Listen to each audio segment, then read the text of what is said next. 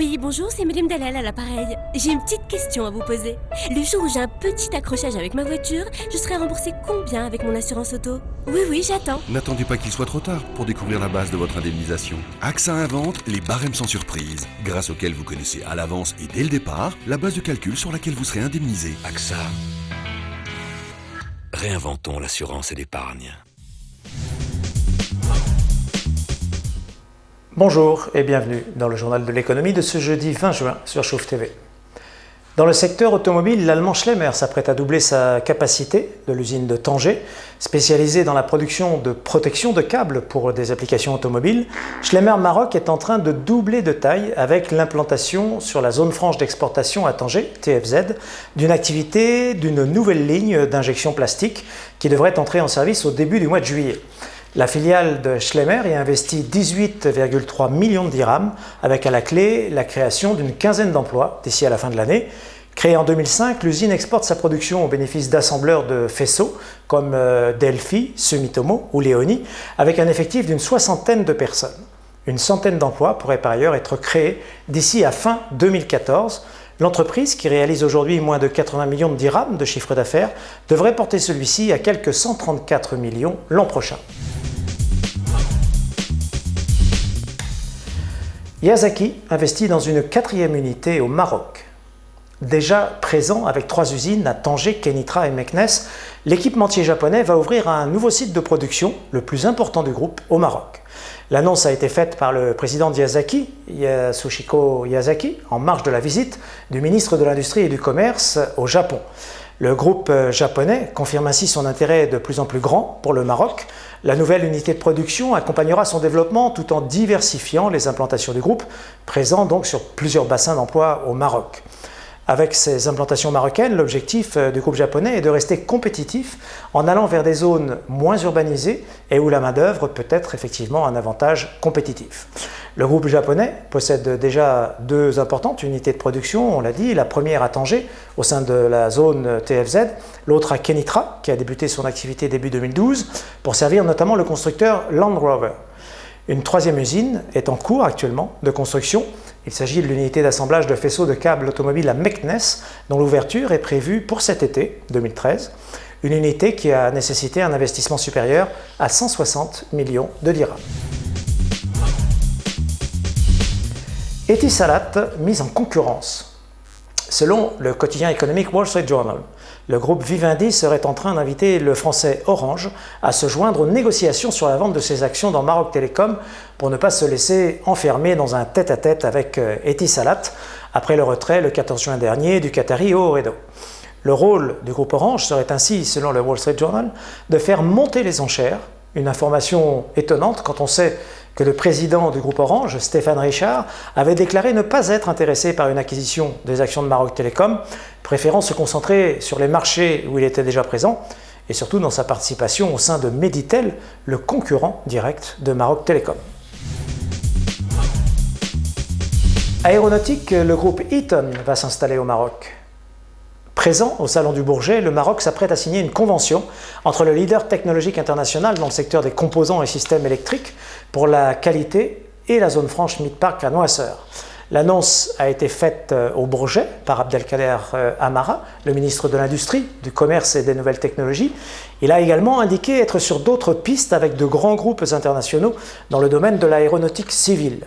Des discussions ont ainsi été entamées avec le motoriste Rolls-Royce. Dacia sur la plus haute marche du podium en Europe. Avec près de 100 000 véhicules commercialisés depuis le début de l'année, Dacia, la marque à bas coût de Renault, est en effet la championne de la croissance en Europe sur les 5 premiers mois de l'année 2013. Ces immatriculations ont progressé dans l'Union européenne de 17,7%. Sur la seule Europe occidentale, elles ont même augmenté de 21%. Une progression spectaculaire donc, mais qui semble s'exercer au détriment de Renault, qui chute de quasiment autant, moins 17,5% en mai et moins 12,2% sur 5 mois.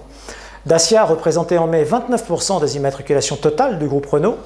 En France, sur les 5 premiers mois de 2013, les immatriculations de Dacia ont progressé de 18%, celles de la marque Renault ayant dans le même temps plongé de 14,7%.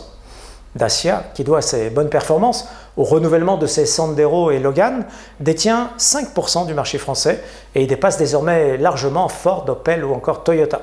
Renault entend écouler plus d'1 million d'unités de ses Logan, Sandero, Logi, Duster et utilitaires Docker en 2013 dans le monde, contre 953 000 l'an dernier.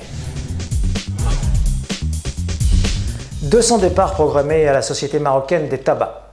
Plan social ou départ volontaire, selon Média24, 200 départs seraient en cours de préparation au sein de la Société marocaine des tabacs, touchant aussi bien le site de production que les 18 centres de distribution. À l'origine de cette restructuration, au sein d'une société qui emploie quelques 1500 personnes, une conjoncture de plus en plus difficile pour un secteur en proie à l'augmentation récente des taxes, soumises à un nouveau mode de calcul, mais aussi à une concurrence exacerbée, après avoir longtemps vu son activité protégée sur le sol marocain. La direction invoque une gestion prévisionnelle des emplois. Elle met par ailleurs en avant le fait que ce sont les marques locales, moins chères que celles importées, qui auraient le plus souffert du nouveau mode de calcul de la fiscalité, portant les augmentations de prix à 3 dirhams dans certains cas. La Marquise, la marque phare du groupe, a ainsi vu son prix grimper de 2,50 dirhams, passant de 17,5 dirhams à 19 dirhams, et qui aurait vu également diminuer singulièrement ses ventes. Bonne nouvelle pour les très petites entreprises moyennes. Banque Al Maghrib a décidé de mettre en place un nouveau programme destiné à encourager le financement bancaire des TPME, les très petites et moyennes entreprises, en particulier celles opérant dans le secteur de l'industrie ou dans la production est destinée à l'export. Ce programme, d'une durée minimale de 2 ans, met à la disposition des banques des liquidités garanties, notamment par des effets privés pour cette catégorie d'entreprises. Un fonds des Caïmans dépasse les 5% au sein du capital de Colorado. Le Conseil déontologique des valeurs mobilières, le CDVM, a annoncé que le fonds des îles Caïmans, The African Emerging Markets, vient d'acquérir sur le marché central un peu plus de 23 000 actions Colorado au coût unitaire de 53 dirhams 94, franchissant ainsi à la hausse le seuil de participation de 5% dans le capital de la société. Suite à cette transaction, le fonds détient 471 015 actions Colorado, soit 5,23% du capital. A noter que ce fonds, The African Emerging Markets, a annoncé vouloir poursuivre ses achats d'ici à 12 mois sur cette valeur Colorado. La bourse de Casablanca clôture dans le vert ce jeudi. Le Madex termine à plus 0,92% à 7 268 points et le Massy à plus 0,90% à 8 940 points. Très belle séance pour HPS qui termine en hausse de 10% à 344 dirhams 35 et pour Sonacid qui progresse de 6% à 683 dirhams 70.